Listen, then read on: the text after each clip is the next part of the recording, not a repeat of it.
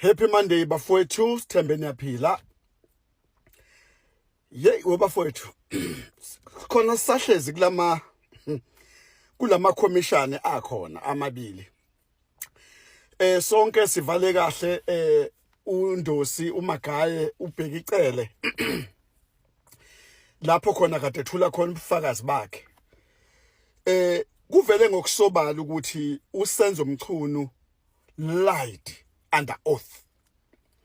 Kuvele ngokusobala ukuthi uSenzo Mchunu waqamba amanga ngaphansi kwesifungo.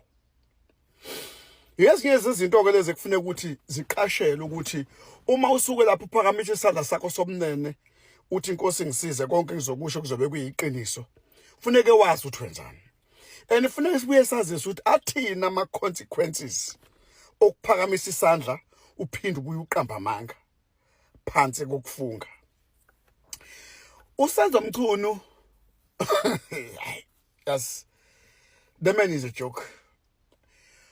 uSenzo Mchunu lied under oath. Ukubeka icele nje ukubeke ngokusobala after ukuthula inkulumo yakhe lapho ubufakazi bakhe ukuthi no, this man lied. Uma ubheka ithi indaba uSenzo Mchunu waba nomhlangano phakathi kwakhe noKurt Matlala noBrown Mogotsi naye uSenzo Mchunu. Lapho kwakukhulunywa phela ngenxa yokufandwa ngoba phela ngathi inkosi le umnumzana le insizwa kaNongoma ubaba uSenzo Mchunu ubeyibona ukuthi uyena kufanele abe umongameli walelizwe lase South Africa. Hayi mina ngithi Senzo Mchunu khohlwa amacingwana, khohlwa ngalapho. So kwakhulunywa ngendaba yama-funding kulomhlangano. uBrown Mogotsi, uKurt Matlala, uSenzo Mchunu kwahlanganwa lapho ukuthi kuzodingeka ukuthi kukhulunywe ngendaba yama-funding ukuthi le uKurt Matlala imfande lo ukuze ithole between ukuthi abomongameli noma udeputy mongameli. Uyabona ke sesiyakwazi lokho ukuthi uyamazi kodwa wathi akamazi. Uyamazi ngokuphelele and is not just a comrade. Uyamazi banobudlelwane namadili abanawo. Siphinde futhi sithole ukuthi ziningi izinto ezenzakalayo between kukaSenzo Mchunu according to abo WhatsApp abakhona abatholakalayo phakathi kwakho uSenzo Mchunu noKurt Matlala. Ziningi izinto abazenzayo ezokuphula umthetho. So kahle umfake ngaphansi kwebhasi akumele ngabe uSenzo Mchunu usekhona nje usayithola isarali. Njobe izophela nje inyanga futhi uzoyithola isarali yakhe for isikhundla lesa siqoqobele njengominister wamaphoyisa. Akumele ngabe usekhona sazoba naye. Ngoba inkulumo zikaNdosi zimfake straight phansi kwebhasi. Akukho ukuphuma lapha. So siyabona ukuthi ke kahle sikhona izinto mhlambe ayifishile ngo-number 1 wethu. Phela u-number 1 wethu ilona umongameli uCyril Ramaphosa njengamanje. U-number 1 wethu uyena umuntu manje kudingeka ukuthi abizwe ngqoke kule hotdog.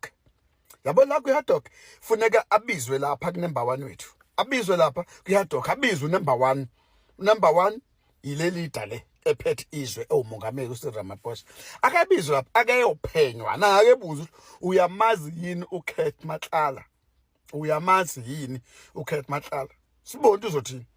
Wakwashuta naye nani kwakwenze njani? Nanihlanganiswa yini naye?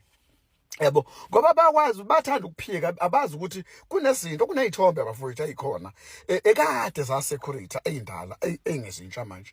Uma uyaphika nje selokho sunje b uthi yaphika sithi qe uthi yaphika sithi halala wena uyaphika wena.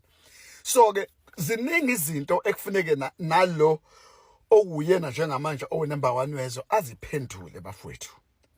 Kumele ayiphendulile ngoba kunje kumoshakele kulo number 1. Lo number 1 unabantu bakhe.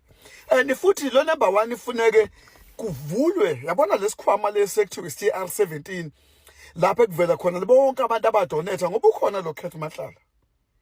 Engathi kuno half a billion lapha owafakwe lo Kurt Matlala.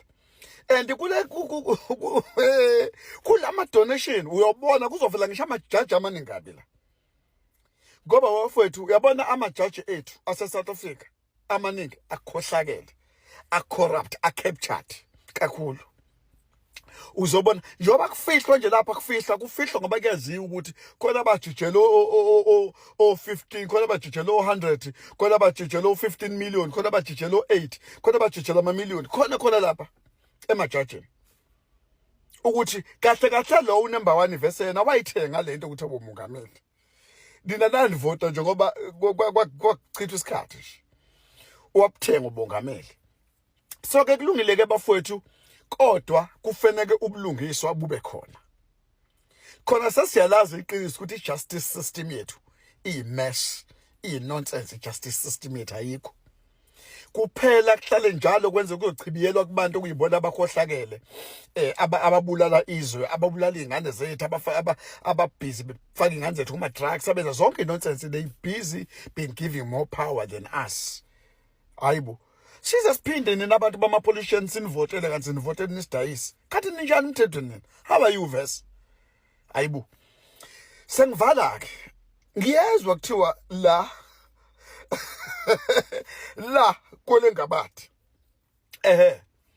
la kwaZulu eThekwini kwesethu ukuthi hayi esepolitiki ngathi khona ungahambi kahle, nithi umphemba kwenzakalani, siyezwa ukuthi akuhambi kahle impela. Khona izinto eselokho ezikhulunywa manje ukuthi engathi ukhaphethu ngasudonsa. Angizazi ke zepolitiki njoba ngasho, kodwa phela uthi angizazi akusho ukuthi angizwa. Kukhona ngikuzwayo. Sizolindela ke einkuzimalanga ezikhulumayo, eziyaziyo, eziphilayo, ezizongena zikhuluma. Sesiyoqala ukuyikhuluma ke kahle sebeyikhuluma bayaziyo ngoba asifuni ukugxaphukela entweni esingazi, sishaya iceleni sithu bese sidonswa ngengubo kuthiwa ubuya lapho nomndayi buya. Sizobalinda bazongena besho bethu 1 no 2 no 3 ukanje because angifuni ukukhuluma ngento mina eyamahesay nento engasiyona nento engaziwa. Into siqale sibheke ngeindlela eziningi ukuthi kukhulume obani abakhuluma ngayo kanjani, uthini umnyombo wayo nani, kwenzakalani, yabo.